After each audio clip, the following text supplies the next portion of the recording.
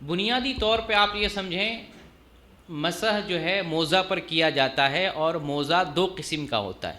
موزہ دو قسم کا ہوتا ہے، ایک وہ جسے ہم خف کہتے ہیں، اور ایک وہ جسے ہم جراب کہتے ہیں۔ یہ دو قسم کا موزہ ہے۔ خف کسے کہتے ہیں؟ جو چمڑے کا بنا ہوا ہو اسے خف کہتے ہیں، اور جو نیلون ہو یا سوتی ہو، اون کا ہو، اسے جو ہے جراب کہتے ہیں اپنی زبان میں۔ جراب عربی میں جورب، جراب کہتے ہیں۔ ان دونوں موضع پر مسح کرنا جائز ہے۔ خف پر تو ہے ہی، اس میں کوئی اختلاف نہیں ہے، خف پر مسح کریں گے ہی، چمڑے کا جو موزہ ہوتا ہے۔ جو جراب ہے اس پر بھی ہم مسح کر سکتے ہیں، جائز ہے۔ بعض لوگ اختلاف کرتے ہیں، حقیقت یہ ہے کہ حدیث سے ثابت ہے۔ آئیے کچھ حدیثیں پیش کر دیتا ہوں، پھر اس کے بعد ہم آگے چلیں گے۔ حدیث ہے ابو داؤد کی، حدیث نمبر 146۔ ثوبان رضی اللہ تعالیٰ نے روایت کرتے ہیں کہ رسول اکرم صلی اللہ علیہ وسلم نے ایک سریہ بھیجا۔ سریہ عربی لفظ ہے، اس چھوٹے سے لشکر کو بولتے ہیں سریہ۔ ایک لشکر کو بھیجا، کم لوگ، کچھ لوگوں کو۔ ان لوگوں کو ٹھنڈ لگ گئی، تو جب لوگ یہ واپس آئے اور نبی کریم صلی اللہ علیہ وسلم کے پاس آئے اور شکایت کی کہ ہم سفر پہ تھے اور ٹھنڈ لگ گئی، تو کچھ سہولت ہونی چاہیے، کیا کرنا چاہیے ٹھنڈ کے موسم میں؟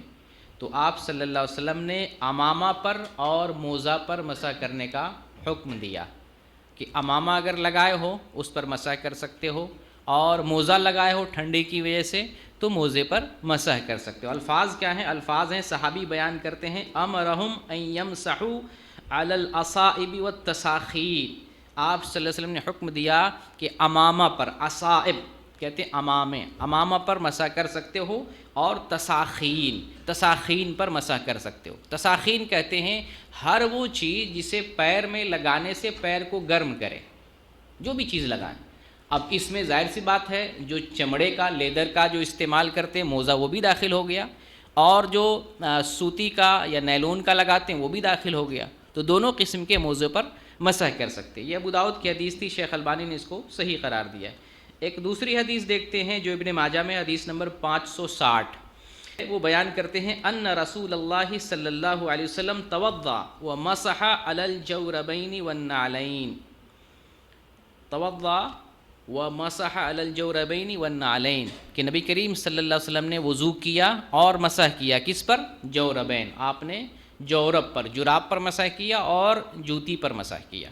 یہ حدیث کہاں ہے؟ ابن ماجہ میں، حدیث نمبر 560۔ شیخ البانی نے اس حدیث کو صحیح قرار دیا، یہ حدیث صحیح۔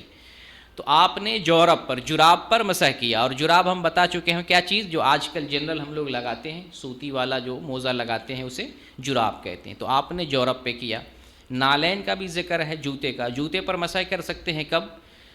اس وقت کر سکتے ہیں جس کو ہم جوتی بولتے ہیں، جو ٹخنے کو کور کرے۔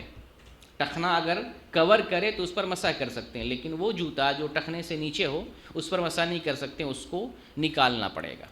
ٹھیک ہے، یہ دوسری روایت تھی۔ تیسری حدیث ابو داؤد میں ہے، حدیث نمبر 159۔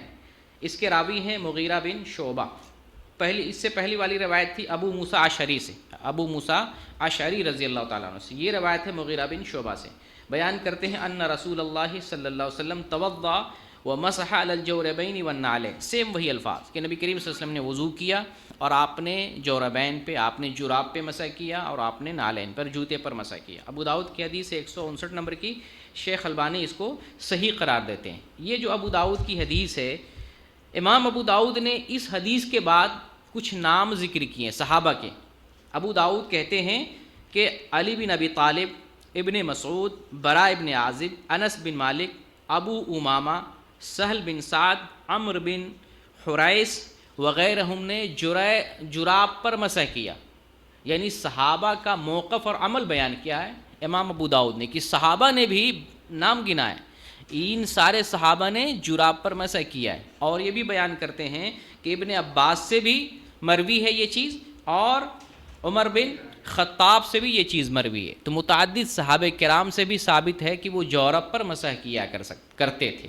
تو ہمیں کیا معلوم ہوا کہ خف پر، جو چمڑے کا موزہ ہے اس پر بھی مسح کر سکتے ہیں، اور جو نائلون کا، سوتی کا موزہ ہوتا ہے اس پر بھی ہم مسح کر سکتے ہیں۔ دلائل کی روشنی میں.